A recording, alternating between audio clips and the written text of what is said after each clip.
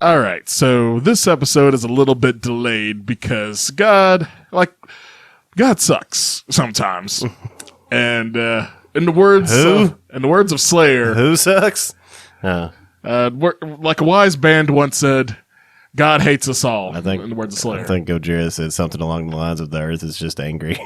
the Earth is very angry. This episode, it was a little bit delayed. Sorry for all 5 of you that were waiting for this new episode to come out the week after. Let's say we're still on pace for what we did on the last one.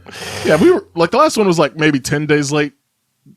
But this one's, but I don't know. Like the first, I feel like this is like almost similar time frame. We were shooting for weekly, but life keeps happening. But that's what happens when the lightest rainstorm of the century gets followed by the most ridiculous windstorm of the century. Yeah, that was something.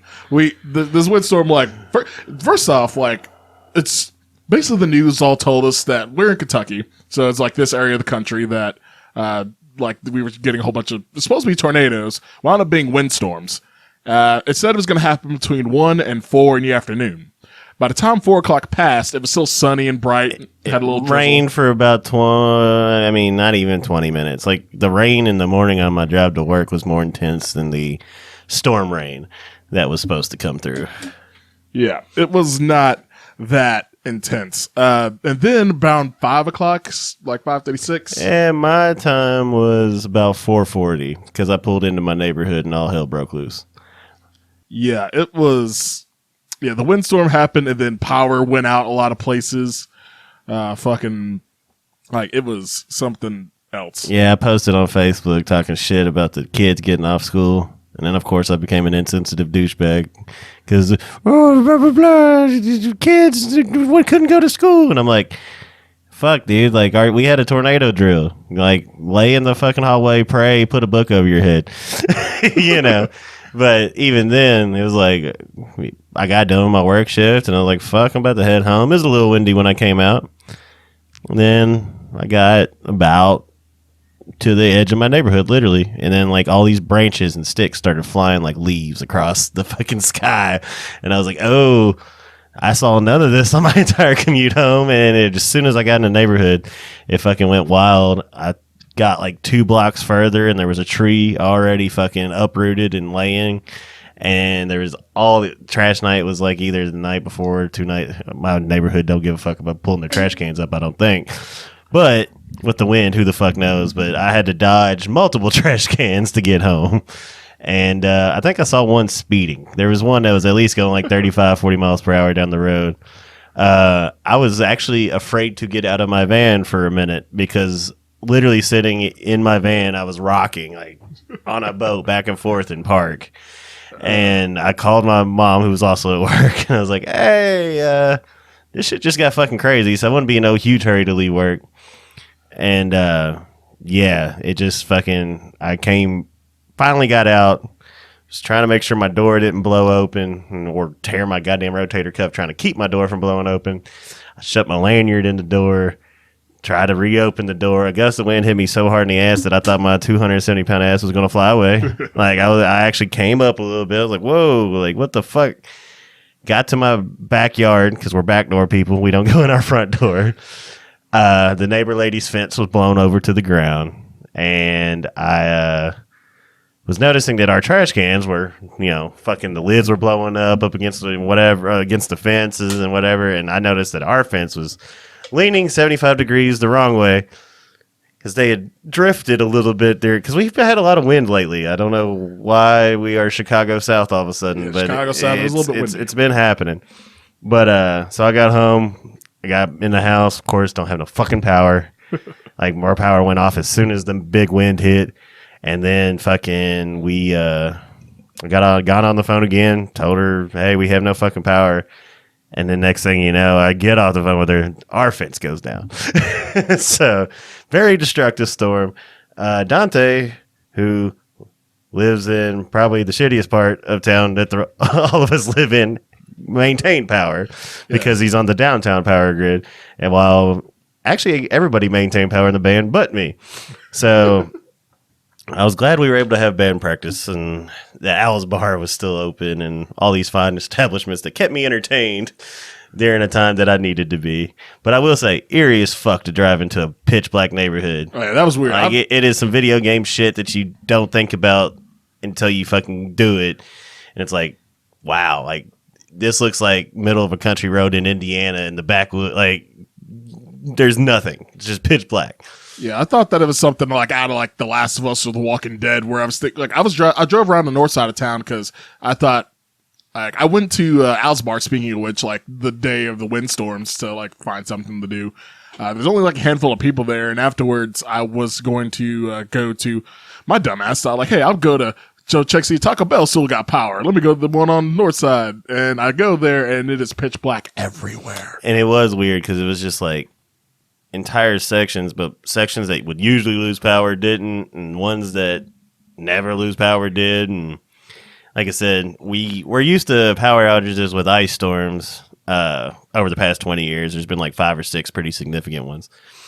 But this was the first time the wind just fucking said, fuck you. Yeah, the wind just like fucked up everything on that one. We went to, like, it was but there were still events going on. Speaking of which, like, while David was out powered, me and Anthony in the band still had power left, but we had the Lexington Music Awards that we went to on the Sunday. 4-time loser, baby. Yeah. Well, Storm Toker's a 3-time loser, but I'm a personal. Well, actually, you're a 4-time loser. I'm personally too. a 4-time loser as well, because this was the 3rd time our band Storm Toker got nominated for the Best Metal Band Award at the Lexington Music Awards, or the Lexies for short, and we lost it again to the same band that won it. We won't name them because whatever, but a cover band. It was a cover band, but it was a fun time. We had some fun drinking the vodka and bourbon mixers that they had there. I was gonna say I got pretty litty pretty quick. Yeah, I got kind of lit on that as well. Like that was some good. I had like a vodka pineapple and a vodka orange. And heckling Bill Meck, our local newscaster, is always brings a great joy to me. And that dude knows how to party. Just to let you know, Bill Meck, the weather pimp, I call him. I've seen him out and about. He's a real likable guy. He goes dancing and shit. He's a wonderful dude. But yeah, we had that go, and then this past Thursday we had a second show of the year up in Jeffersonville, Indiana, across the river Louisville. It's Louisville metro area. It's technically part of Louisville. It's basically like if you're in, like, say that it's sort of weird. It's like, trying to think of a big comparison, like maybe like New York, where it has like different boroughs and stuff, whereas like greater LA area. No, like I said, the Covington to Cincinnati comparison does. Yeah, for the people that actually listen to this podcast, like, they understand. It's like the Covington, Newport. Well, say when bands are playing in Covington and say Cincinnati. Yeah, Mastodon we were saying and Vulture said they're playing in Cincinnati, even though they're not really playing in Cincinnati. Which was weird because there's been a lot of bands playing Covington that do say they're playing in Covington. Yeah. Some of them do it, some of them not. But yeah, we had that show. That show went well. It was a fun time, like playing at that venue, Losers 812. I think it's co-owned or something by one of the members of Knock Loose. Were you hardcore fans in the audience? And I think Devil's Cut.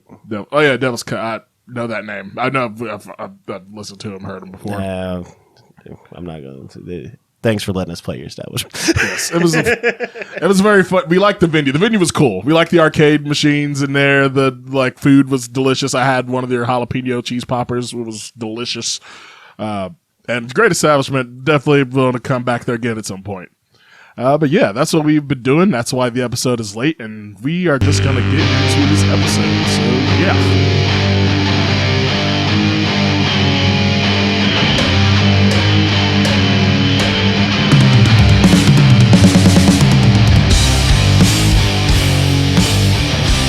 Greetings, hard and heavy music fans, and welcome to episode 14 of the Heavy Haystack Podcast, a podcast about all things heavy music for music fans like you.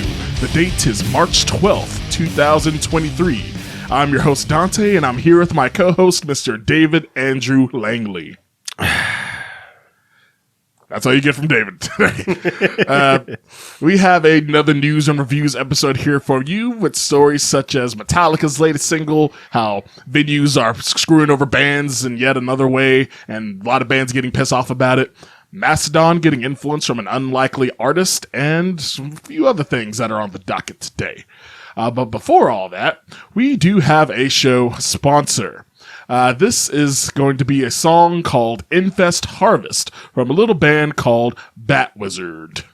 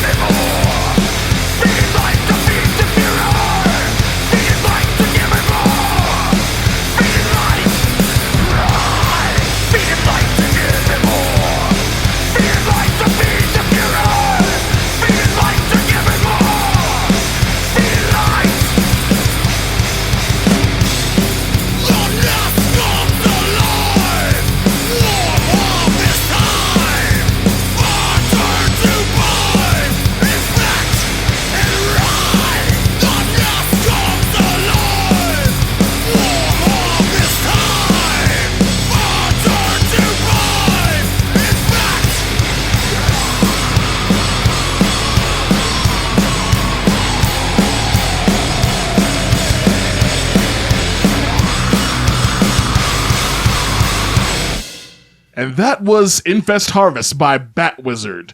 That is a band that from Louisville, Kentucky, that we are personal friends with, and we are actually playing a show with here not too long on April 14th at Planet of the Tapes in Louisville, Kentucky. Which I'm stoked because some of the crew that used to run the Metal Mondays in Louisville are now running the stuff there. So be nice to see some old friends. Yes, and I've heard a lot of good things about Planet of the Tapes. I'm excited to play a new to us venue. It should be a real fun time. And if you want to listen to more of Bat Wizard's material and get some nice shirts or patches from the band, you can go find them at batwizard.bandcamp.com. But with all that done and out of the way, let's get into the heavy music news.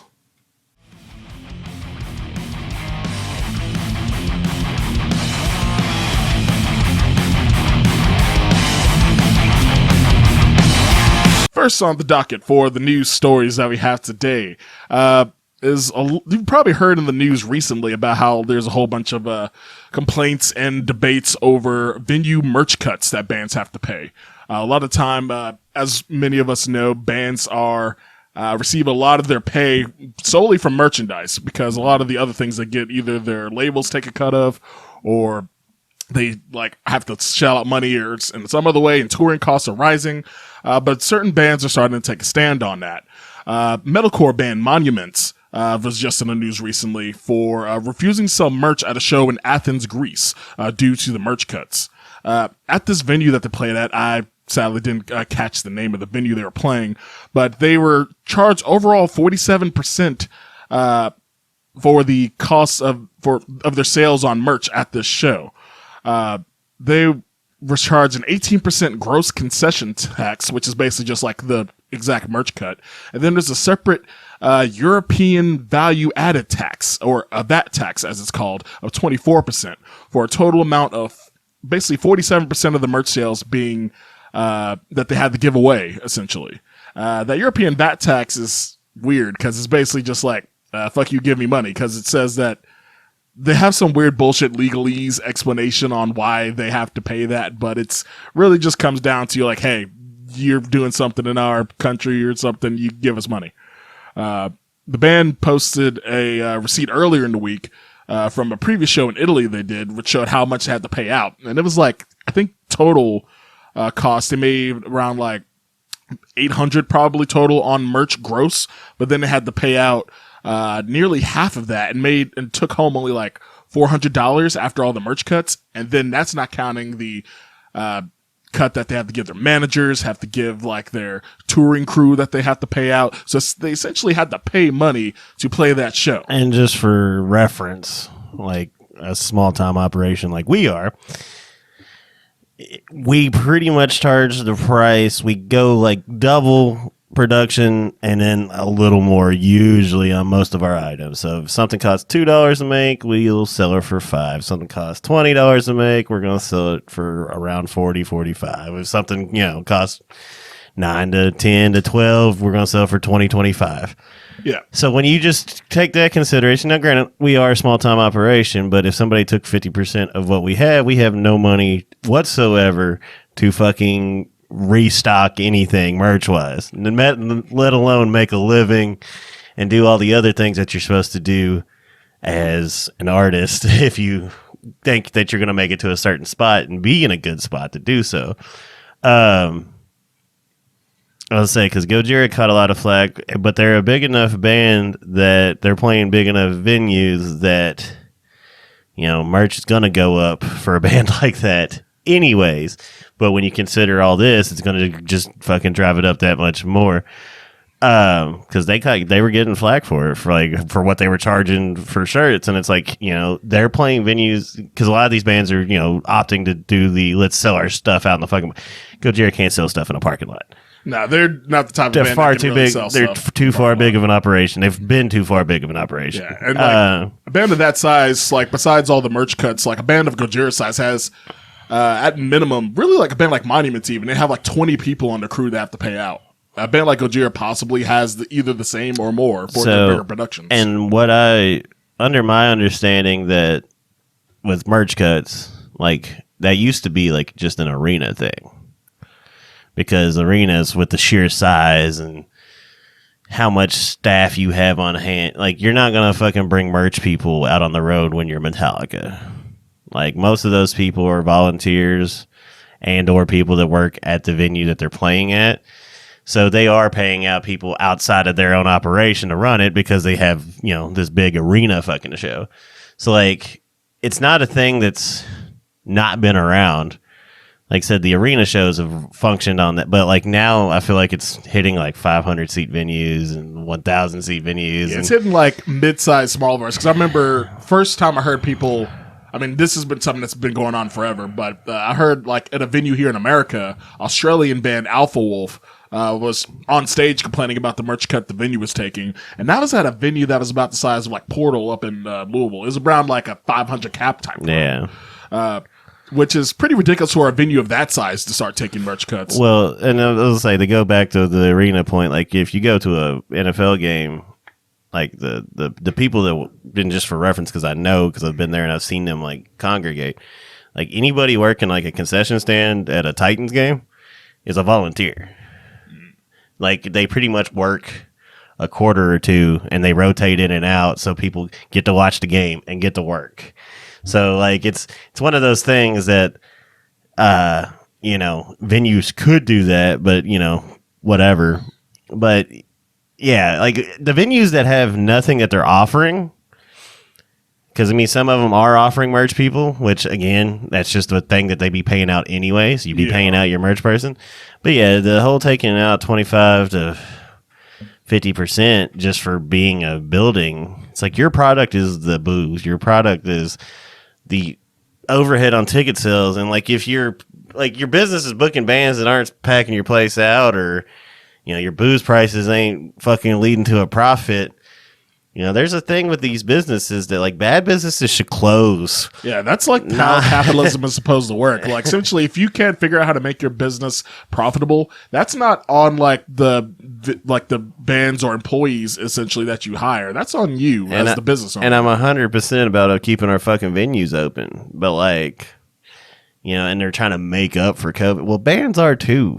And all you're doing is fucking bands from wanting to play where where you're at. And, you know, especially with the state of the American touring fucking scene anyways, we bitched about before with it just being, you know, the festival circuit, especially being in Kentucky where it's not a lot of major markets in this fucking state. So you're going to get more and more of that where bands are just going to fucking come play the festival circuit and then they're not going to do anything else because what the fuck's the point? Yeah, like if they can't profit off of these tours and haven't been able to make a living on touring these places, they're just going to wind up just being like the home studio bands and maybe play a festival here and there. It's scary to project it out. Because, again, I do feel like people are going to concerts in more volume than they were. I think with COVID and, like, the shutdowns and whatever, you do have more people spending more money on things that they love. But, again, it shouldn't translate. Because, like, dude, like, venues should have merch and shit, too. Yeah. Like, you know, Magbar has merch. Like, I've seen Bogart shirts. I've seen... Yeah, if you're like a local venue that like gets a lot of people on a regular basis, a lot of similar type of shows on a regular basis, you can build brand loyalty with your local fans that come there and they'll buy your merch that way. Yeah. I see a lot of people with Magbar merch, even here in Lexington, which is an hour away. Yeah. Now, like I said, there's ways for venues to not fucking dip into that pie, at least in my head. And, you know, because it's like we had the conversation the other night about Mercury Ballroom, and it's like I don't want to fucking take out a goddamn loan to buy a beer. But if Mercury Ballroom is making money and Mercury Ballroom is a venue that's not, we don't know. We've not been informed one way or another. I feel like they would be because they would be. The merch prices are pretty high there on top of like their alcohol prices being high. But just saying, I don't know for sure. But if they're running an operation where, you know, those... They're also a Live Nation ticket venue as well. So probably not. Yeah, they're probably taking all they can fucking get. Yeah. But I would take inflated booze prices to not fucking have bands getting fucked on this shit, you know? Yeah. I think everybody that is a true fan of this music would. So it's sad and disheartening to see how many bands, because, I mean, it just seems like it's more and more and more. And like I said, I don't know if it's a thing that existed and it just wasn't as fucking drastic before. Like maybe it was like, oh, just there's like a 5% this fee. And they didn't necessarily directly cut it out of, you know, straight out of merch. I don't know. But like, yeah, when you're talking 25, a quarter, like say you're wiping out the benefit of having merch. Yeah, it's really been a real costly endeavor. I mean, if somebody took 10% of ours, we're fucked. Yeah. Like so when you're talking 25 to 50 for a band that's trying to live off that stuff and having to pay out crew, that's they're just losing. They're not making any money on that. Not even stuff they can reinvest into their band and their business. Yeah, I mean, they can still have 1,500 to 2,000 people a night, and it's gonna. Yeah, you're not. Ideally, you're gonna profit and make some form of living, or at least some form of income. So like when you're back at home, you know, you can work your day job and fucking be all right. Yeah, make it where like the band that you're trying to do isn't costing you money, at least where it's breaking even. Which, I mean, the world's been kind of cruel to us. We've started making more money than we ever have at shows, and it's not led to us being super ahead at any fucking point because, and we don't even have. That's the thing. Yeah, we don't even have the merch issue right now. Yeah, like we have. Like for us so far. So imagine success. You know what I mean? Like success is going to be us doing the same thing. It's because it's a pretty comparable in my head. Yeah. Like what we've had to pay with gas and what we've had to pay with rising food and you know, all things fucking considered. you know, if you project that out over, you know, X amount of success up the ladder and people taking fucking 25-30% cuts of your shit, yeah, it's about the same fucking boat. Yeah, it's been like a real challenging thing for a lot of bands and venues. I remember I've seen a few other stories of bands that are refusing to sell merch at the venue and selling it in parking lots. A few other musicians of note have been like making comments on the rising the problem with like merch cuts and such. For example, Dark Funeral guitarist Lord Ahriman said that venues are killing the live music industry. I mean, I love it, but I hate it. Lord Ahriman. Lord Ahriman. The drummer for Architects, Dan Searle, made a post a few weeks ago talking, like, both saying that, like, just musing over maybe bands should go on strike to get a cut. And that just pisses off the fans. Yeah, that's something that also that's something that would take worldwide organization to get across, because if only a few bands do it, it's not going to take any effect. He also mentioned that like maybe bands should get a cut of alcohol sales if venues are going to take merch cut sales. Which I feel like you're just beating. Like, I don't think we should. You know, like, I get the logic of firing back and be like, oh, well, you want to take us, we'll take yours. But you know, at the end of the day, the money's probably roughly the fucking same. Probably about the same. Which like we're like. If it counts out like they keep their bar sales and you keep your merch cuts, that would break out to about the same thing. Yeah. And aside from all the other like touring costs that are like rising besides like merch cuts, something else that sucks for foreign to America bands coming to America, the Department of Homeland Security is proposed a increase on visa cost for basically anybody that's like working from outside of America to work in America on a visa, proposing raising the costs by 260%. Which is pretty ridiculous. I remember there was an interview with Tony Fressa, Municipal Waste, saying basically talking about this, where like the cost is already like high enough. I don't know if it's by person or by group, because I think I've heard about work visas that can cover like a whole group, but I saw that a price was like rising from like $460 or so, where it's at right now, to over $1,200, which is a ridiculous increase, and that would make like which unless you're like one of the big bands out there, like that could, because again, it's all subjective. Like, what level of band are you? But you know, yeah, like if you're like a major band, like if you're like Rammstein coming over to America, you can afford that. But if you're like just a small mid-level band, working class band that's trying to like tour overseas, it's going to be not doable. They're never going to come here. The band I'm seeing next month, Church of Cosmic Skull, that done one American tour, and they're about to do a second one. And I mean, they're not small, but in comparison, yeah, they're a working class band essentially. Like they make money, but it's like there's a very small profit margin there. Yeah, and the thing is, it's like it's already fucking hard enough. Yeah, this passion of ours that we all share in is such a hassle. If it wasn't the greatest fucking thing in the world, I'd fucking hate it. Yeah, it is. We're not even at the level where we're like doing major touring, and I still feel lucky and grateful. But you know what I mean. Yeah, it's a struggle, but hopefully this like.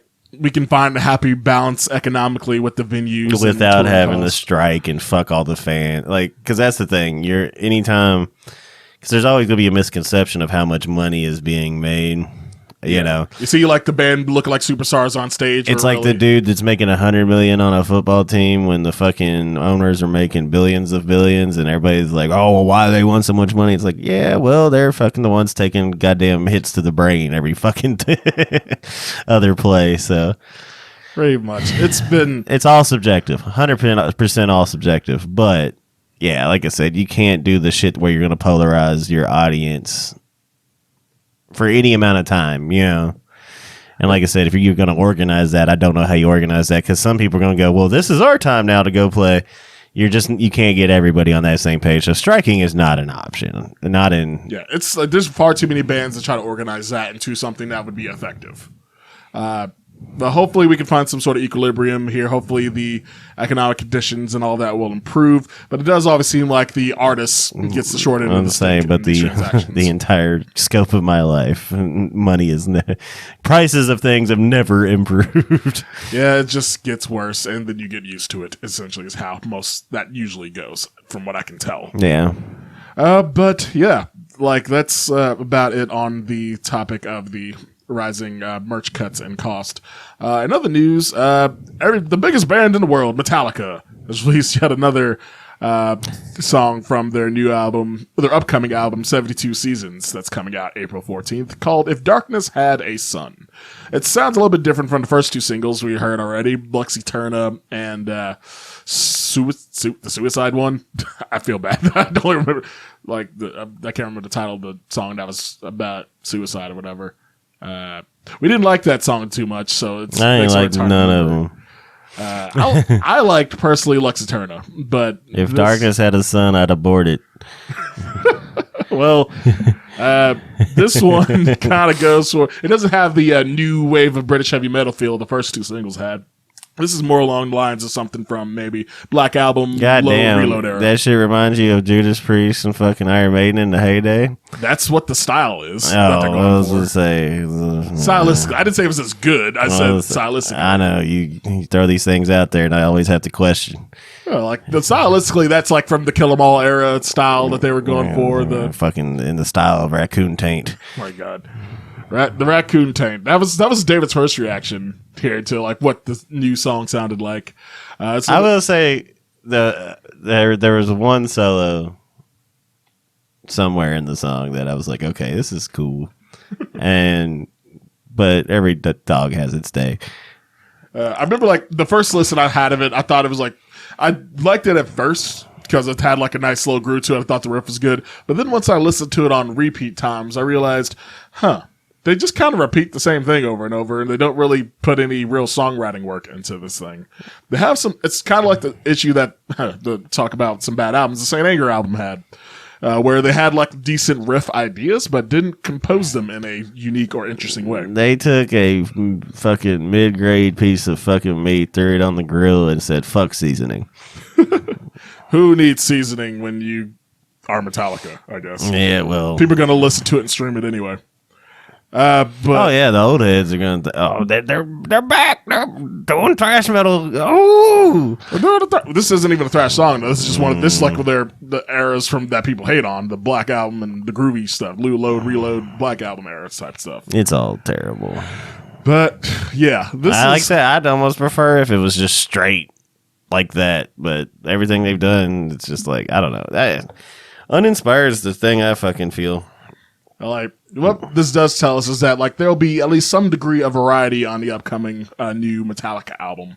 Hopefully, once we hear everything in the context of the album, hear what the other tracks are going to be, maybe this could potentially be a solid record. Maybe, potentially, hopefully. They're going to get me permanently stuck in boo-boo face. Sunken boo-boo face, and not the good boo-boo face. I'm going to be stuck in boo-boo face for the rest of my life after I listen to that album. I'm just going to be mugging everybody. Why are you mugging me? Fucking, did you hear that Metallica record? God damn. We'll take it out on the world, Dante. Just gonna hate Metallica's brought. I could have avoided that shit, but I decided to do a podcast with my drummer. Well, sorry you have to be involved with like what's going on in the new metal. Well, the old, very old, rundown, shitty metal. Yeah.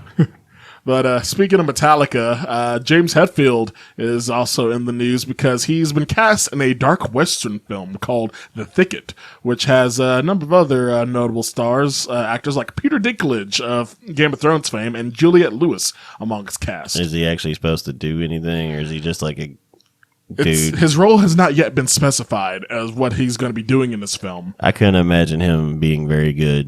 He was already acting in something else. He played a sheriff deputy in some other like crime TV series or something. Yeah, so he's probably in it for like 3 minutes. And, probably. He's not a head featured role. I'm assuming he's gonna get the talk. I could give James Hetfield like 2 lines and be like, "Boy, he's going to play like some. You know how fast you were going, yeah." Well, this is like, it's a dark western. There'll be like horses instead rather than cars that you have to worry about. Giddy up. Now I was about to go Dave Mustaine. Yeah. You need to figure out some new voices for other people. Yeah.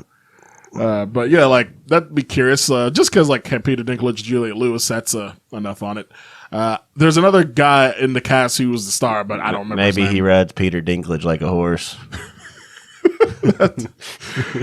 I don't think Peter Dinklage will hold James Hetfield's big ass up. It'd be fun to try. That'd be fun. Like I don't know, but This is why I don't have movie making money. Be like, all right, next scene, you're getting on the midget.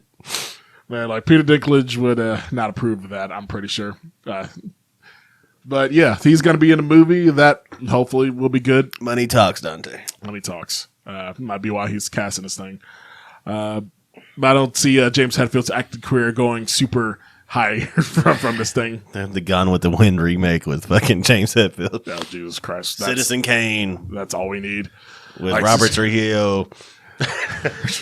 Fucking funny side tangent here. I saw this funny clip on Instagram Reels where they were talking about how Rob Trujillo from Metallica and Jason Momoa kind of look like each other, and people mistake them for each other sometimes. Shit, Jason Momoa should just go play bass for Metallica.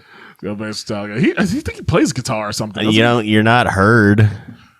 Because that's another thing with this new record. It almost sounds like Injustice on the fucking mix. It's bad. Hey, it's so thin. So thin. I mean, like, of course, with those first few tracks, like, that one's, and I was like, well, unless you're playing, like, the trebly Iron Maiden style bass, like, it kind of gets lost in the mix sometimes with the bass guitar. Yeah, and it should never.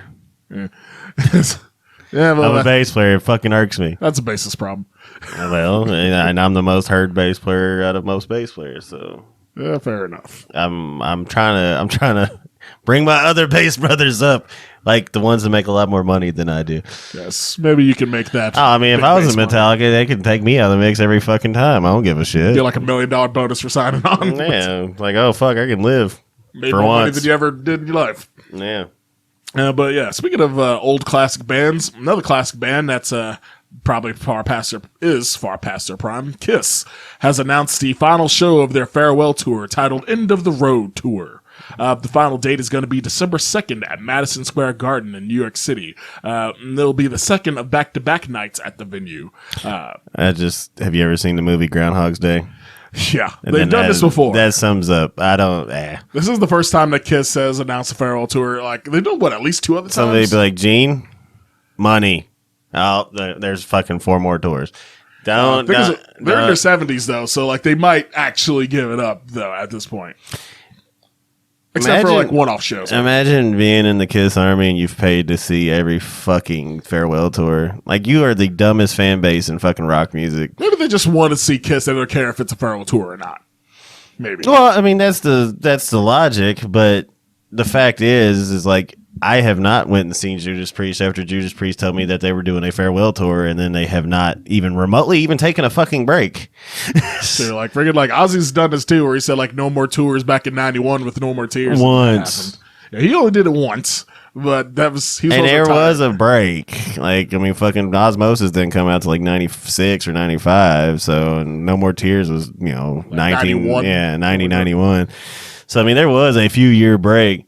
Those few years. This fucking Kiss thing, again, it's been like almost every one of their fucking tours, I feel like, is a we're going away I feel tour. like since I've started paying attention to Kiss tours, everyone was supposed to be a farewell tour. Yeah, and it's the same with fucking Motley Crue. And it's like, dude, it's the lowest denominator fucking marketing tactic. And no, as soon as somebody says money, Gene Simmons is going to jump like a frog. Pretty much. So I don't give a rat's ass. Let's get to the next story. Because fuck Kiss and their farewell bullshit. This current tour that they're on, this current End of the Road tour, started way back in 2018. We started our band in 2018 with our first show was way back then. And so this tour is a big ass road. Yeah, that's a long fucking road. I was gonna say I think they're halfway in the Pacific Ocean now. Yeah. But yeah, that's Kiss End of the Road tour. If you want to catch them on their quote unquote final date. Next, Dante. Next. Quit promoting Kiss. They don't need any more help. Enough about Kiss. Let's promote. Well, when is their final date? Now I'm curious. December 2nd. Oh, okay. Now pass. Fuck Kiss. Another fun news. Pop and R&B star Lizzo performed Rammstein's hit Du Hast at a show in Berlin, Germany. She performed with a full live band at her show in Berlin, and Rammstein apparently liked the performance enough to share the clip from the show on their personal Instagram to their Instagram story. I mean, they just need to like have her drop some booty and shoot some big old penis sperm all over her or whatever. I feel like that would fit in with Lizzo's performance style. She did some twerking, did some dancing. They should bring her out on some shows. Fuck it. That'd be interesting. I mean, like they both know how to perform, like put on a live performance. I will say though that her vocal performance wasn't exactly the greatest. Just cover that bitch in mayonnaise, dude. Why? Why mayonnaise? Because what's it look like? Okay, fair enough. Yeah, baby gravy. Yeah. All right. Splooge. Yes. Bazooka juice. That's what Rammstein does. Have dick bazookas. Nut. Baby batter. Pearl Jam. Come. Like ejaculate. We are children. We should probably go to the next story. Yeah, Lizzo showing respect to Rammstein. It's cool. Come on her. This ain't. We're gonna get taken down off TikTok if I use that as a clip. Next story. Mastodon's Bill Kelleher, rhythm guitarist of Mastodon, said that he is getting a little bit of influence for new Mastodon material from an unlikely band, Turnstile. For those unaware, Turnstile is a pretty hot band in the rock and metal world these days. They came out of the hardcore punk scene, but with their latest record, Glow On, they've been on all the late night talk shows performing. They've got nominated for multiple Grammys and are like one of the biggest bands to get to like a high level in a while. Specifically, Kelleher says that Turnstile reminds him of the bands he listened to back in like the late 80s and 90s, which said he reminds him of like Black Flag mixed with a little bit of Jane's Addiction in their style. And essentially the thing that he wants to concentrate with that's influenced by them on the new Mastodon material is that he wants to write shorter, hard-hitting songs that come out swinging, quote-unquote. And he says that the longer, drawn-out songs have been going on too long in the Mastodon camp. Which off of... As I say, our review of the newest album. Yes. Yeah. So, episode whatever... Yeah, that was like episode 10 of the podcast, the Mastodon album ranking episode. Both of our least favorite albums was the latest one, Hushed and Grim, which was a double album that went on far, far too long. Which, with a band like that, I'm not surprised that they're keeping the influence train modern and keeping it going forward. Because, I mean, when you look at... Because I've actually watched some documentary stuff of them recently and like kind of learned that, you know, where they came from and... like just interviews, actually with him in particular, that, yeah, that's not a big surprise to me. I think they're a forward-thinking band at all times, and, you know, they're in a spot business-wise to think about those things and execute at a high level, so. Yeah, like, they haven't had, like, basically, like, it'd be interesting to hear what a instrumental side of them going, like, more shorter and punchy, kind of like what they did on the first three albums, but with their modern style of, like, more melodic edge mixed in with them. No, as I say, and even, like, albums like The Hunter, where there's not, like... Yeah, The Hunter was actually, like, yeah, if they did something that was more along The Hunter, where it was, like... but heavier, maybe, yeah. Yeah. Like that, if they wanted to bring back that type of style, like I'm all for it. Like I'd be like real interested to hear. I say we're fans of, because I mean, like I said, even with us shitting on that new record, it wasn't from a place of hate. It was just it's not as good as the rest. So yeah, they still had like some hot moments on that latest record, but it was just they just needed to trim the fat a little bit. And we do too. Yeah, not musically, but literally, we need to. We're chonking bullets. Which is fucking hot ass room might help. I don't fucking know. Yeah, we are recording almost directly under the heating vent. I am one sweaty Betty right now. It is quite warm in here. Cover me in mayonnaise, baby. Ooh, cool me off. Yeah, fresh refrigerated mayonnaise. Not old man has been sitting out on the counter in the heat. Well, I mean, as long as it's cold, I guess I don't really give a fuck. This is getting a little bit gross. So let's move on to Splooge. I'm not titling the episode Splooge. I'm trying to think of other fucking terms for it, but we'll figure it out. Man, I remember I saw this whole freaking TikTok that had like 500 names for it. That was hilarious. But anyway, In other news, some more rock-leaning news. Blink-182 has had to postpone a tour due to drummer Travis Barker taking on a finger injury. He dislocated his finger in band rehearsal back in February, then re-injured that same finger enough to tear ligaments in it, like in another practice with Blink-182. The tour is supposed to start in Mexico on March 11th and go through South America through April 2nd. All those dates have been canceled, and the band promises to make up those dates. We'll see. Maybe they'll make up those dates. This was a big tour with Tom DeLonge, longtime singer and guitarist of the band, making his return with the group. And it was not the original three, but the most popular lineup of the band, all playing together again for this tour. Speaking of Turnstile, they were supposed to play on some of these dates as well. And yeah, like sadly, the South American fans and Mexican fans of Blink are going to have to wait a little bit longer to see that lineup come back. Yeah, if they can get along long enough to do it. They can get along long enough. Well, but essentially, like the whole Mark Hoppus going through like cancer treatment and like recovering brought the band back together. So maybe they're like more mature and more sturdy now with the lineup. Hopefully, bands just don't give me much hope when it comes to that shit. Pretty much. Yeah, so hopefully a speedy recovery for old Travis Barker, and they'll be able to make up those dates in due time. In the other big band modern rock news, Shinedown has broken their three-way tie with Five Finger Death Punch and Foo Fighters for most top 10 hits on the Billboard Mainstream Rock Airplay chart. Really surprises me. Not the Shinedown so much. Like what surprises me most is that the Foo Fighters don't have like a dominant fucking lead in that. I'm kind of surprised because like Godsmack is also high on this list as well with like 29 hits on the same airplay chart. Fair enough. And the song that do it for Shinedown was their song Dead Don't Die from their latest record Planet Zero, which to be fair, when I listened to that record, it's a good record for what they do. I got guilty pleasure Shinedown songs, so I'm not. Shinedown is a good band for like the modern rock. I would say, yeah, they are talented. Yeah, they're not one.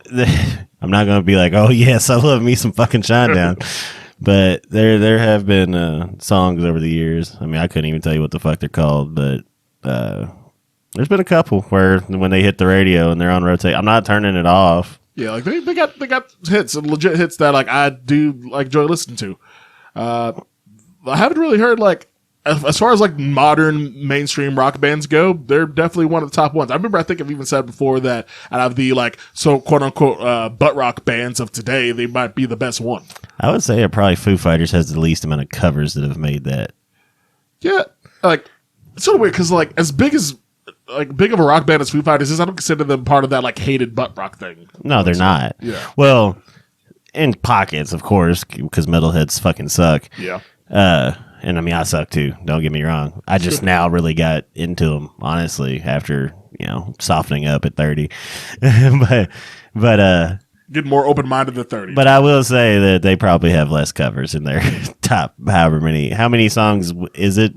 That's the number? 30. Like 30 on the top 10 mainstream rock play charts. That's a lot. Yeah, that's 3 albums worth. There's that many of y'all fucking listen to Five Finger Death Punch? Because we will hate on that. Yeah, there's a lot of people listening to Five Finger. But Five Fingers up there. If you don't like these colors, you can get the fuck out. So it's sort of weird because like it's really Zoltan pushing that whole thing really good. He's from Hungary, I think it's from. Yeah, but he came here and became full-blooded American boy. I mean, he knows where his fucking checks are paid. Pretty much. But yeah, that congratulations to Shinedown for getting that. No, like I said, I'm just surprised the Foo Fighters didn't have like a dominant amount. Yeah, if I didn't know this from this news, I would have assumed out of those 3 bands, Foo Fighters would far and away have like the most hits over everybody. And then Shinedown's overtaken. I mean, fuck, They went on tour with Iron Maiden in Europe, and actually like Maiden fans that are notoriously shitty. I mean, there was plenty of them that were shitty. But like they came out of it feeling good about it, so.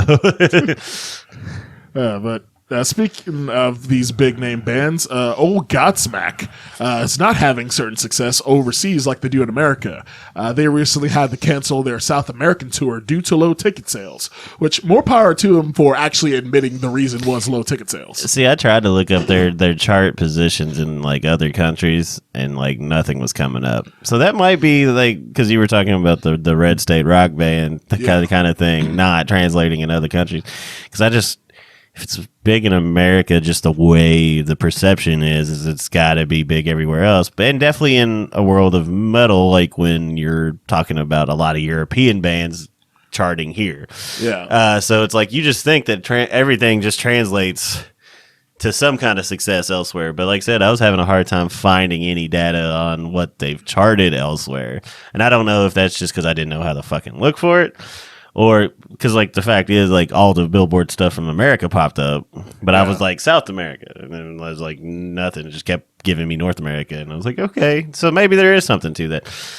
It's interesting how, like, a lot of the, because that's something I've only learned kind of like in recent years, that, like, the American big radio rock doesn't quite do as well overseas. And it's probably, like, a similar thing how, like, stuff like folk metal and, like, symphonic metal is, like, huge, like, mainstream huge in Europe, but doesn't translate to the like States. How a band like Blind Guardian has 70,000 people singing fucking like the Bard song live at concerts, but can't even like does not come to America like at all. It's weird how that works because I always thought like, oh, if you're like a band with big melodic arena hooks, you're good and you'll you can at least do the fucking the theater circuit or the 1,500 2,000 seat place. Yeah, which I think part of the problem of why Godsmack had to cancel the South American tour is because they had.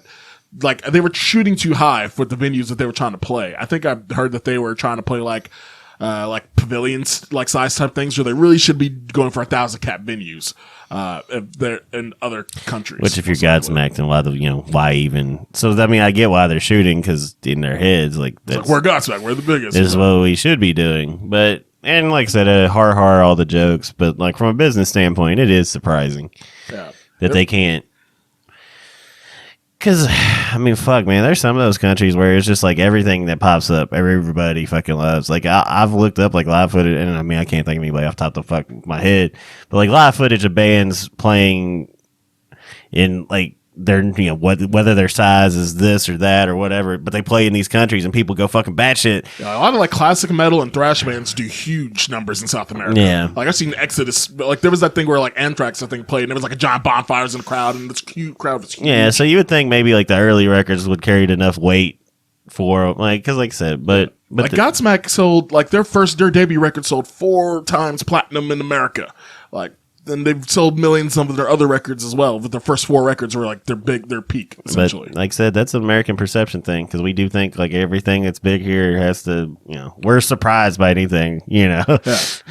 Like there was another article where like the drummer of Godsmack, Shannon Larkin, was talking about how they never made money in Europe as well.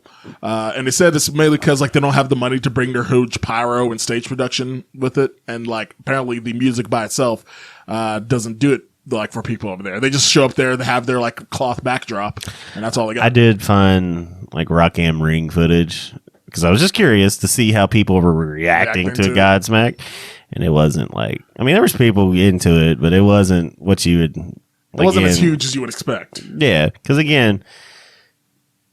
Just because I hate it doesn't mean fucking the people ain't gonna go buck wild for it. And like I said, people in Europe, fuck, David Hasselhoff has a music career because of huge in Germany. Yeah, huge in Germany. So like, why the fuck would why would Godsmack not translate? You know what I mean? So yeah, like I said, I could har and beat them down, whatever. But I don't think that's really the subject for this. Like to me, like I said, I am surprised. It probably ties in with like part of the reason why like the band said they're just gonna focus on. They're not going to release any new records. This new latest record they did, whose name I forgot because it sucked, this is the last record that they're doing. But that goes back to what you were saying about the fucking them overshooting the venues. Like if they think that they have to have their pyro and they have to if they can't strip it down at all. Yeah. Which goes back to like the backing track conversations we've had and everything else. It's like if you can't strip down your show to play certain things, it does kind of become problematic if you want to do those things. Yeah. Like I said, they could just play the fucking American Festival circuit, be a fucking headliner, and just deal with their shit, and not even fuck with Europe. But if you're gonna go fuck with Europe, go play those, 2000. Which also kind of like, it brings up an interesting thing where like an American band that's like sizable here, that's like somewhat mainstream, but does way bigger in Europe, Ultra Bridge, like does huge numbers in Europe. And I feel like that's because they have a lot more in common with European bands, despite being a mainstream rock band here. Well, you have a singer that's legitimately one of the best on the planet. Yes. You have a guitar player who I won't say he's one of the best, but he's a good guitarist. He's influential in his own right. Yeah. Like there was an interview I heard with the guitarist for Ultra Bridge, Mark Tremonti, where he was talking about how him getting recognized, where he's be like in America when he was with Creed, like he'd get recognized all the time for being in Creed and all that, but he goes over to Europe and no one knows who he is. Now, like few people in America knows who he is, but people in Europe they're like, "Oh, you're the guy from Ultra Bridge." Yeah. And I think part of my like guesses for that is because, for example, like you said, why am I forgetting his name? Miles Kennedy. His singing style is different from a lot of American singers. A lot of American bands that are mainstream rock bands take influence from like 80s glam rock and grunge and have like the whole grit style singing, which are popular in America. I want to say the 90s Metallica shit. Yeah, 90s Metallica shit. But in Europe, Miles Kennedy sings like a European melodic metal singer. Oh yeah, he's Bruce Dickinson. I mean, yeah, he fits right in with that whole style. It's kind of like Guns N' Roses. Why he like Slash picked him for his solo band, which is a phenomenal show. Like Guns N' Roses is coming to Lexington. I give no fucks, and the reason I give no fucks is because I saw Miles Kennedy do it with Slash. I have no fucking desire to see Axl suck. Oh yeah, well yeah, like they have that. Plus also with like ever since their Ultra Bridge's third record, they've been getting a little bit more metal influence, and their style of metal is more influenced by classic metal, more traditional metal styles. The song Isolation is fucking heavy as shit. Isolation was like the first. That's what made me start paying attention. And there's to like Ultra a Bridge. straight like fucking like death metal transition in that motherfucker. Like, they're tremolo picking and like and like, oh, okay. Yeah, they bring the heat. Like, and then, like I said, he's just got that soaring fucking voice. And like, if I didn't know who Ultra Bridge was, and someone told me they were a European band, I'd believe him because stylistically, they have a lot in common with European bands. But yeah, they do well in Europe, but Godsmack not so much. Speaking of purely American bands and rock bands that are totally like all about it, Kid Rock has announced his No Snowflake Summer Concert Series.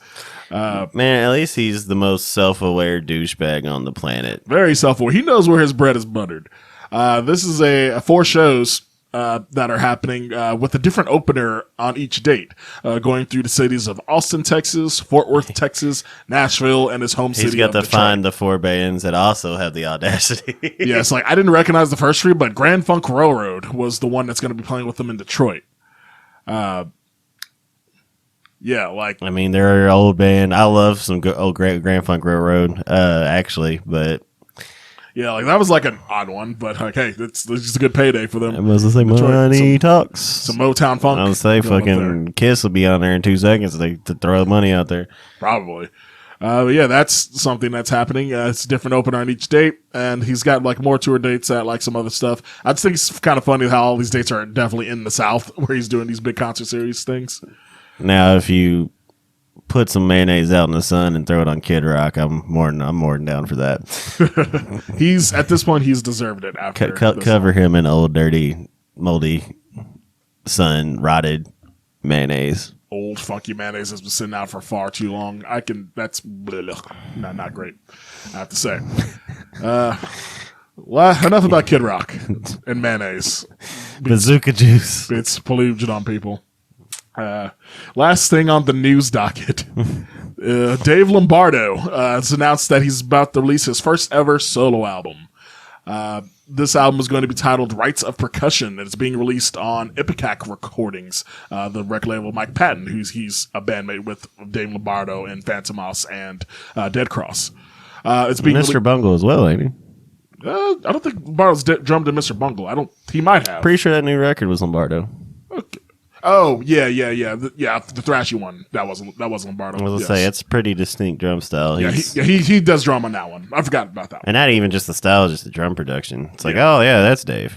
But this is going to be released on May 5th, and it was recorded over the pandemic. Dave Lombardo talked about how, like, ever since, like, 98, Mike Patton's been trying to convince Dave Lombardo to do a drum record. But this is the first time he's actually had the time to actually do it. And he said it's going to have a film score type of feel, and various types of world percussion instruments going to be used on top of like normal drum kits. There's timbales, cajones, freaking bongos, and every type of percussion instrument known imaginable is going to be on this thing on top of piano. Oh, okay. I was gonna say, so nobody's gonna want to listen to this thing but nerds. It's going to be very nerdy. The first single from it, called "Journey of the Host," is available now. It's on streaming services, and there's a YouTube video with it. And it sounded really good. It does have that film score type feel, but it's very unsurprisingly percussion based. And it was really good. I liked it a lot, given I'm a drummer. But it was a good track. It's something you would hear like in like a sort of like movie scene in like a tribal area type of thing. It was kind of like that. It was really good. It's going to be a 13-track album. This was mixed by Lombardo's son, David A. Lombardo, as well. And it was all recorded at his home studio. Just for our inside joke, it'd be cool if it was like called Planet of the Apes or something. Ape together strong. Apes together strong. I'm assuming bass guitar's got to be on this thing somewhere too. I would assume. I would hope. Yeah, probably not. Fuck me. I mean, like it's all rhythm, but yeah, that's gonna be a real interesting album. I'm excited to see what that's gonna sound like when that's all released. But yeah, like Dave Lombardo's first solo album, a lot of people should be excited for that. So that's all for the news. So next we'll be moving on to the heavy music, new singles and releases.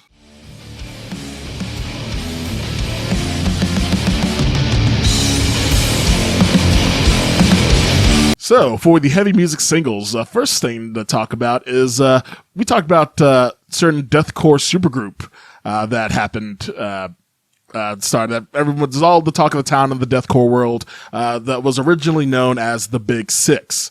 This was a supergroup that was headed up by Tyler Shelton of the band Traitors and was involving 6 members of various notable deathcore bands. Well, they've had some lineup switches. There's 5 vocalists now, and they've also changed their name now to Project Vengeance. And they've released their first single that came out on March 8th titled Cut, Bleed, Repeat. For those that don't remember, the current members of what is now known as Project Vengeance are Tyler Shelton of Traitors, Will Ramos of Lorna Shore, Dickie Allen of Infant Annihilator, Taylor Barber of Left to Suffer, and Darius Tarani of Spite. And I listened to this first single that they released after long last. This is going on for 3 months now, and thankfully it's a good track. It's actually is like an enjoyable, hard-hitting deathcore track that like gets in, punches you in the face, and like gets out. I couldn't tell you who anybody who's performing is. I was about to say, I was gonna ask you that. The only ones I recognize be honest, I know that one part of the song with the high fry screams, it's either Will Ramos or Dickie Allen, because they're the ones that are known for that. But Will Ramos has been compared to Dickie Allen a lot vocally for his highs. Yeah. So I'm like, that could be either one of those motherfuckers. I honestly don't know which one's doing what. I would say I didn't give it a super like involved listen, but I did not hate it. But I also was kind of having the same thing. I was like, there's 5 motherfuckers on this. Because I was like, and this was the problem that I had with it in the first place, where I was just like, do you really need 6 people screaming over us anything? You don't really need this many vocalists. So, I mean, it's fun. It's fun. And that was the thing. Like, I listened to it with not any expectation or like genre, fucking like whatever. I just was just going to take it for what it was and just let it be. And yeah, I had fun. I mean, like I said, it's a fun track. It is a very fun track. But it again, like there's 5 of them, and I probably heard like 2 of them that were distinct. That I was like, oh, that's a different person. Yeah, I was also able to tell because that was the game I was playing. It was like, all right, like, can I hear who, like, just the switches? Because I don't know. I'm not as familiar with any of these vocalists. as maybe a lot of people listening, or maybe, but David's not a deathcore guy, in case y'all haven't figured out by now. well, I mean, I've heard enough clips of Will Ramos to know what the fuck he's about. But even then, I couldn't have told you who in the gurgle pit was who. I was able to, like, out of the members, I was able to pick out Ramos and maybe Dickie Allen, and also Darius Tirani, who is the most distinctive vocalist out of all these people sound-wise, because his voice you instantly recognize. Yeah. The only reason I knew where Tyler Shelton's parts were is because he uploaded an Instagram clip of him performing his parts of the song solo. So like, so that's what he sounds like. Also, I haven't listened to much Traders. I'll say if you're into it, it's more than recommended as a listen on my part. Yes, but it was a pretty good track, I would say. This was a good foot forward. Especially, it would have been really disappointing if after all the drama they had with this band, the first track that they released wound up being Dog Doo-Doo. And the fact they got a track out. Like, yes. Kudos. Finally got the track out, so you got a bunch of singers to fucking figure something out. Thank goodness. This next single that we have is the latest from Devil Driver with a song called Through the Depths. This is the first single from their upcoming album, Dealing with Demons Volume 2, where Volume 1 came out back in 2020 and was a solid effort for Devil Driver. I'm personally not the biggest Devil Driver fan. Tracks here and there. Yeah, it's like tracks in there. But this track, though, I liked a lot, actually. More than your usual Devil Driver song. It's got like a lot faster pace than a lot of their stuff. It's got a little bit of a black metal edge mixed in there, too, which is kind of interesting. I was kind of bored with this one. This one, I thought it was like pretty all right. Like some nice thrashy goodness, some aggression to it. I'm hoping that they do like some experimental stuff like they did with the first volume where they had some melodic vocals and parts. But usually most bands love this type. They want to come out swinging with the first single from the release. One, they're institution enough that they've been around enough that, like I said, I just listened to it and I didn't feel any different than I really did. Like, they're good. They're not bad. But this was the one I was most bored. I mean, we were supposed to cover the Metallica one in this section, but we kind of covered it earlier. It's above the Metallica song, but it was not. It wasn't. I don't know. I actually probably enjoyed this one the least of the four songs, and that was not my thought when we went into this. So yeah, I was expecting to be bored with this track, but it ended up being pretty all right. The new album, Dealing with Demons Volume 2, is going to be out May 12th via Napalm Records. Next, we have the latest song from Fit for an Autopsy titled Hellions. This is going to be part of a 6-song split, quote-unquote, mini-album titled The Aggression Sessions that are being released with tracks alongside Via Artist Murder and Malevolence. Which also describes our sex lives. The Aggression Sessions. The Aggression Sessions. Yeah. It can be. It can be. It can be the aggression sessions. Choke me, bitch. You ready for an aggression session? We deal with too many goth girls, so yeah, that's a pretty common thing. Oh, shit, I'm a goth girl too. I like being choked and my hair pulled. I'm a goth girl too. The band claimed that they were trying to recapture the speed and aggression of their early material with this latest track, and said they had a lot of fun trying to recapture that era of the band. I was really high on this until the last minute. And then the genre trope. Dude, it's so typical. It's like, it wasn't even, like, I don't know. Like, when it came, I was like, oh, there it is. And actually, I was highly enjoying the track. So I'm not going to fucking knock it too much because this was my winner for the week. What, this one? Yeah. This was your winner. I enjoyed it. I probably enjoyed it the most out of the listens that I gave everything. But the breakdown definitely fucking was just like, oh, okay. Took the wind out of the sails for you? Well, and again, I'm much more into breakdowns than I used to be. True. And we have a lot of them in our own music I'm starting now. Utilizing them my own way. But there's just, I don't know, it just sounded like every fucking mid-2000s core dun-dun. Like, I think I'd say that out of like modern deathcore bands, Fit for an Autopsy, if they're not my favorite, they're my top 3. Yeah. Mostly because their newer material, which has gone for a more post-metal style, mixed in with their deathcore sound. They have some melodic vocals peppered in here and there. They have like a good amount of grooves and very riff focused. and try to break the normal genre conventions of deathcore. Nah. No, like I said, and that's probably why I enjoyed most of it. And then the conventional thing came up, and I was like, okay, there's that. But again, I'm not hating. I'm not going to hate on it too bad. Maybe in the context of the other, well, it's a split, so there won't be that many songs. But if I had to, it's a 6-song split, so I'm assuming each band's going to have 2 songs on a record, since there's 3 bands.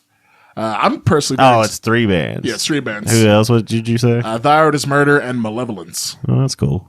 I'm excited to hear what Thy Art is Murder is going to bring because they're overdue for having some new material released. They're currently on tour. I missed a fucking show earlier. I feel like Thy Art is Murder and Fit for an Autopsy are 2 bands that like exist in the same spot in my brain. Like if somebody they're pretty much interchangeable in my brain. But yet they are very different bands stylistically. It's just the long name and Thy Art is Murder, Fit for an Autopsy. Being deathcore bands and such.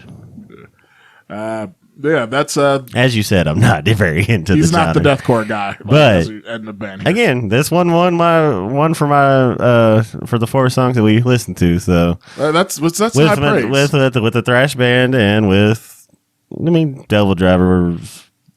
Like I said, I was more into Devil Driver when I was younger, and just nothing has inspired me to get back into it. Like songs like Hold Back the Day and Clouds Over California. Pray for Villains is a good one. Clouds Over California. Yeah, like I said, I like them okay. I'd go see them live. I'm surprised I haven't. There's been a lot of shows. Devil Driver? Yeah. I saw him live. I'll say I somehow avoided it this whole time. I think my sister and my brother-in-law saw them too. Came to Lexington a few years ago with Ginger. Well, okay. Note though that seeing them live didn't change my opinion of them much. Yeah. So solid band that I have nothing bad to really say about. But like I said, the track just bored me. So again, the turd bucket, Metallica. The third bucket of the bunch is Metallica this week. Again, I'd say that I think it's like the 2nd or 3rd time. I'd say that out of this week, Metallica is also my third bucket of the bunch. And for my favorite one, yeah, I'd say the Hellions one is mine as well. I'd have to say. I'd like to put what's it called? Project now? Vengeance. Yeah, Project Vengeance. I did like Project Vengeance a lot, but I'd say that I'd probably listen to Hellions a lot more. The Fat Five. The Fat Five. The deathcore boy band, as they were calling it. But we're just talking about dick juice a lot. Well, I see what's on your brain tonight. Oh yeah. I mean, you're just looking so beautiful tonight, Dante. Oh god, that's gonna come my way. Oh god. Oh, gonna come for sure. But yeah, there were some other singles that were released last week though that we're gonna skip over those because we didn't really get too deep into that as well. There was songs released from Cradle Filth, Under Oath, and Force that were all pretty solid. But we don't need to go into detail on those. Go check those out if you feel so I think inclined. with the power, I don't think I was too damn distracted. Yeah, those are the songs that we were going to cover if the episode was released on the scheduled time of last week. I would say this episode's a little shorter just because of all those life things. Because it's not like you can pay attention when you're trying to figure out how to stay warm and eat and Do that. keep your food as conserved as possible and all the great things that goes without having power for about fucking 3 days. That'll happen. So with those singles done, there's the new album releases as well that were released recently. The biggest one of this week is most likely Periphery's latest record, The Kings of Gent, with their ironically titled album Periphery 5, Gent is Not a Genre, released through their own 3 Dot Recordings. I do love that name. Yes, they're always good with song titles. Fucking, like, the last one was Hail Stan, which is great. Periphery 3, Periphery 3, Select Difficulty is what it was, which was the initials PTSD. And then Periphery 2 was like, This Time is Personal, like a movie title.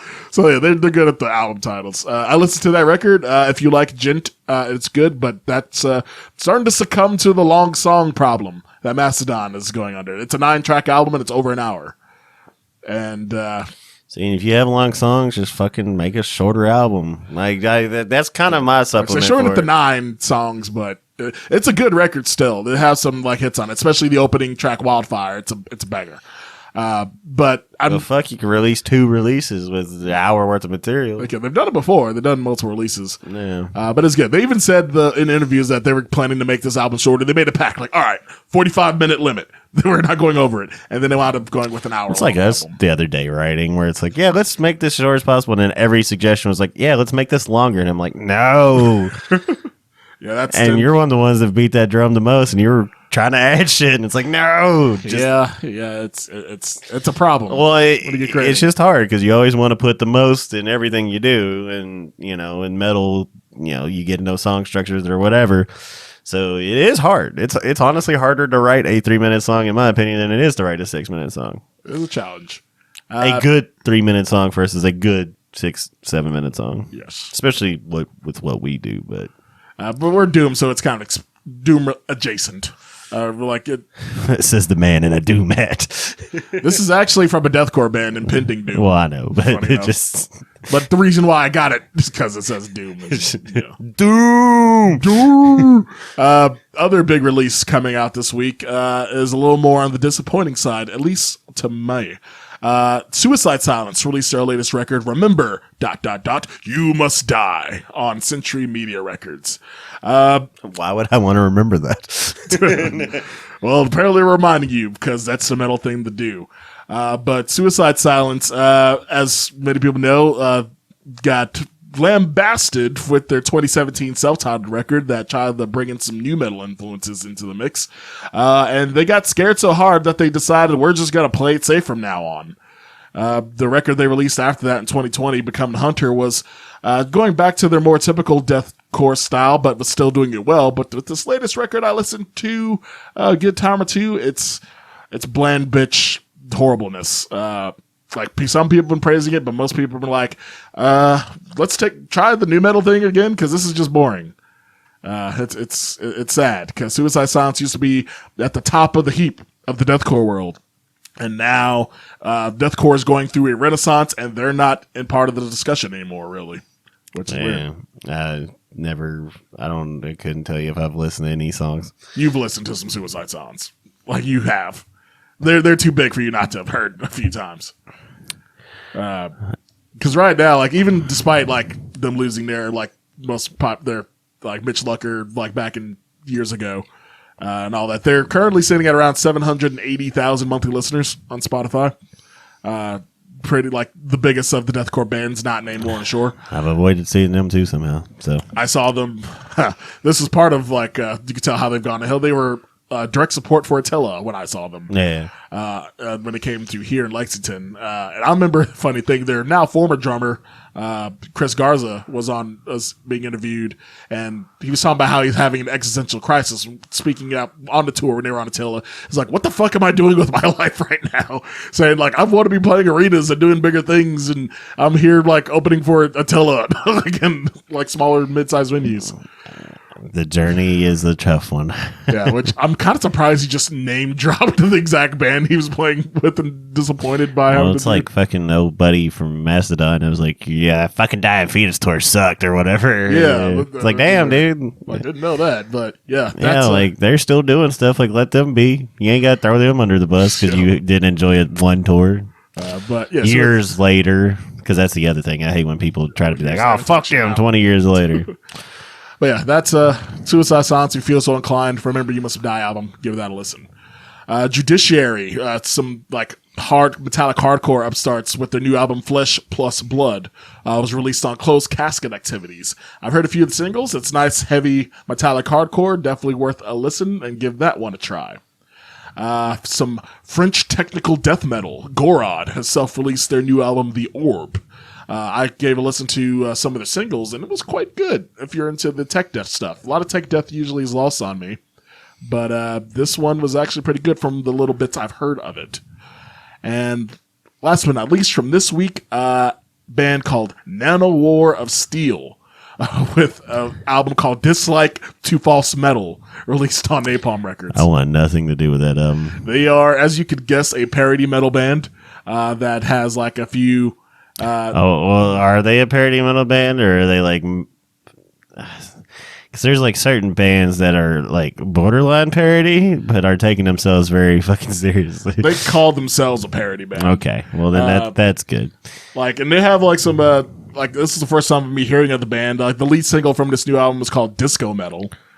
Okay, yeah, there you go. They have some like titles on here like Chupacabra Cadabra, Dimmu Boogie, Metal Boomer Battalion. Okay.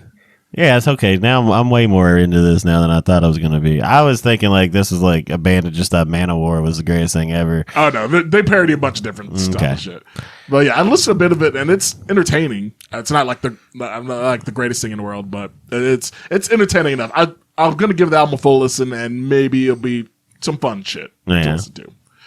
But I say with that, yeah, we don't need to go over the last week's ones too. Like this is that's all we have for you on this week. Be sure that you are liking the podcast, giving it 5 stars, rating on your Apple Music and Spotify's as well. If you have any questions you want to like drop into the podcast, either send us an email at theheavyhaystack@gmail.com or just direct message on one of the various social medias. And if you want to send me any mayonnaise, you're not getting my address. Yeah, probably not the best thing. But I'll give you a place and a time. Also, in the Jesus Christ, David's a gross man. In Storm Token news, if you are inclined to come see us play, our next show is going to be next Saturday, next Saturday, March 18th, in Somerset, Kentucky at Jarfly. And we are also going to be on tour with Athens, Georgia death metal band Guillotine AD from March 23rd to March 27th. Touring through the Carolinas. If you're in North Carolina or South Carolina, come see us if you're within distance and care. Yes, we'll be touring through the Carolinas for our first time there. It should be some fun shows. My longest consecutive dates out all at once, so yes, like it should be a real fun time. A lot of the bands, a lot of doomy, stonery bands that are going to be like playing on some of those bills as well. Mean Green's the one I'm excited for the most. Mean Green. And then you got the next weekend, which is going to be Thursday at the Green Lantern. Yes, with the Year of October. And then you got us, and Kill a Kaiju, my bad. Kill a Kaiju. I didn't mean to interrupt you as you were plugging everybody. And then April 1st, it's Evansville, Indiana. So if you're in that area... And then we are playing with the mighty fucking Daikaiju. Who is like the greatest. I mean, fuck, it's surf rock. So it does heavy surf rock. Doesn't sound great when you put it like that. They play shirtless in kabuki masks and set shit on fire. They're surf rock Iron Maiden, and they're great. They set shit on fire, bearing the lead. So we got a lot of cool shit coming up. So cool. So keep up with Storm Toker as well. Friggin' like Storm Toker official on Instagram, Storm Toker on everything else. So make sure that you're following us, and we have all those shows for your viewing and listening pleasure. But till next time, next episode, probably going to be again a news and reviews episode. We'll eventually get to the next album rank at some point. Yeah, well, we probably should have picked a few more bands that we were studied up on, but whatever. Yeah, like the next one that's planned is Dillinger Escape Plan, but that's one that both me and David have to re-listen to a good bit. Him listening for the first time on a lot of stuff. And clearly life has been very easy to It's been a struggle, to say the least. And we might be doing a podcast on location when we're on tour, so... Yeah, who knows? We'll probably be out somewhere in the Carolinas recording a podcast at some point. So there you go. So yeah, just keep up with that. Make sure that you're liking the podcast, sharing the podcast, spreading the word of the Heavy Haystack to all. But until next time, peace, love, music, and we shall talk to you all later. Deuce to your moose.